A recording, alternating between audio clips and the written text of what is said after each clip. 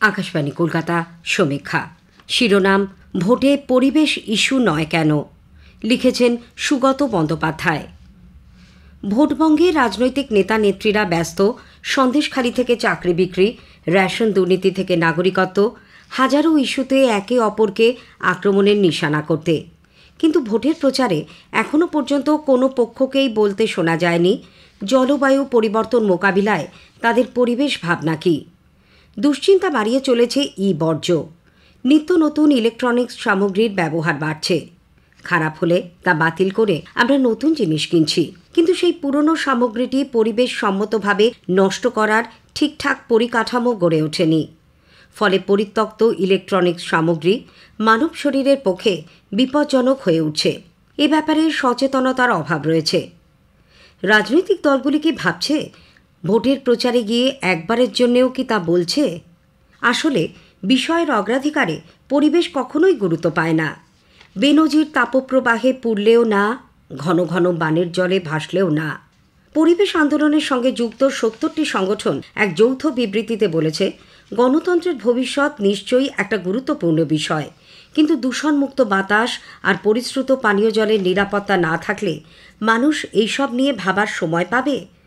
দ্রব্যমূল্য বৃদ্ধি থেকে কর্মসংস্থান, মানুষের গণতান্ত্রিক অধিকার রক্ষার বিভিন্ন ইস্যুর পাশাপাশি আঞ্চলিক পরিবেশ রক্ষার বিষয়টিকে বিশেষ গুরুত্ব দেওয়ার জন্য ভোটার ও রাজনৈতিক দলগুলির কাছে আবেদন রেখেছেন পরিবেশ আন্দোলনকারীরা। তাদের এই আবেদন এবারের ভোটকে কতটা প্রভাবিত করতে পারবে তা বলা শক্ত। আমাদের অপেক্ষায় থাকতে হবে। তবে ইতিবাচক দিক হল, বাংলায় কয়েকজন প্রার্থী তাঁদের প্রচারে অন্য ইস্যুর সঙ্গে সমান গুরুত্ব দিয়ে তুলে ধরেছেন পরিবেশ দূষণের প্রসঙ্গটি, যা অতীতে দেখা যায়নি। মনোনয়নপত্র জমা দিয়েই কেউ নিজের এলাকায় পরিবেশ রক্ষায় গাছ লাগানোর প্রতিশ্রুতি দিয়েছেন, বলেছেন তার কেন্দ্রে যতগুলি ভোট পড়বে তিনি ততগুলি গাছ লাগাবেন। বিরোধীরা অবশ্য একে ভোটের চমক বলছেন। কিন্তু এই প্রথম একজন তারকা প্রার্থী প্রচারে পরিবেশ রক্ষার বিষয়টি গুরুত্ব দিয়ে তুলে ধরলেন। তার প্রতিদ্বন্দ্বী বিজেপি প্রার্থী বিষয়টিকে লঘু করে দেখতে নারাজ। তবে তার মতে শুধু কথায় হবে না, কাজে করে দেখাতে হবে সবাইকেই। অন্যান্য ইস্যুর মতো না হলেও পরিবেশ নিয়ে ভাবনা চিন্তার কথা মৃদুস্বরে বলছেন অনেকেই। নির্বাচনী ইস্তেহারে শহরের বায়ু দূষণ মোকাবিলায় লক্ষ্যমাত্রা ভিত্তিক ন্যাশনাল ক্লিন এয়ার প্রোগ্রামকে সামগ্রিক সংশোধনের প্রতিশ্রুতি দিয়েছে একটি দল। উষ্ণায়ন, অনিয়মিত বৃষ্টিপাত, খরা, ভূগর্ভের জলস্তর নেমে যাওয়া, সবের পেছনেই রয়েছে জঙ্গল ধ্বংস আর জনস্ফীতি। সকলের চোখের সামনেই চুরি হয়ে যাচ্ছে নদী, জলাভূমি। পুকুর ভরাট করে বহুতল উঠছে। শুধু কলকাতাতেই ৩০% সবুজ হারিয়ে গেছে। উন্নয়নের হাত ধরে ঢুকে পড়ছে দূষণের বিপদ। ঘিঞ্জি এলাকায় নিয়ম নীতির তোয়াক্কা না করে গড়ে উঠছে কারখানা, ছড়াচ্ছে দূষণ, অতিষ্ঠ জনজীবন।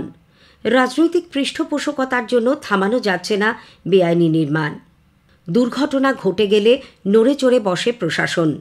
কিছুদিন চলে দোষারোপের পালা, কিছু লোকের প্রাণ যায়, তারপর আবার যে কে সেই। সামাজিক সচেতনতার অভাবে বিপদ বাড়ছে আরও। ভোটের প্রচারে পরিবেশ নিয়ে অনেক বেশি কথা হওয়া দরকার। নির্বাচন কমিশন দূষণ নিয়ন্ত্রণে ভোটের প্রচার সামগ্রীতে প্লাস্টিকের ব্যবহার না করার জন্য রাজনৈতিক দলগুলিকে আবেদন জানানোর পর প্লাস্টিকের পাতলা পতাকা ব্যবহারের প্রবণতা কমেছে বটে, কিন্তু নতুন উপদ্রব হিসেবে দেখা দিয়েছে ফ্লেক্স। দেওয়াল লিখনের ঝোঁক কমছে। রং তুলি দিয়ে দেওয়াল নোংরা না করে এবারের ভোটে প্রার্থীরা ফ্লেক্সের ওপর নির্ভর করছেন বেশি। বিভিন্ন জায়গায় লাগিয়ে দেওয়া হচ্ছে সেই ফ্লেক্স। কিন্তু ভোট মিটে যাওয়ার পর তা পরিষ্কার করার দায়িত্ব কি নেবে রাজনৈতিক দলগুলি? সমীক্ষা শেষ হল। শিরোনাম ভোটে পরিবেশ ইস্যু নয় কেন, লিখেছেন সুগত বন্দ্যোপাধ্যায়।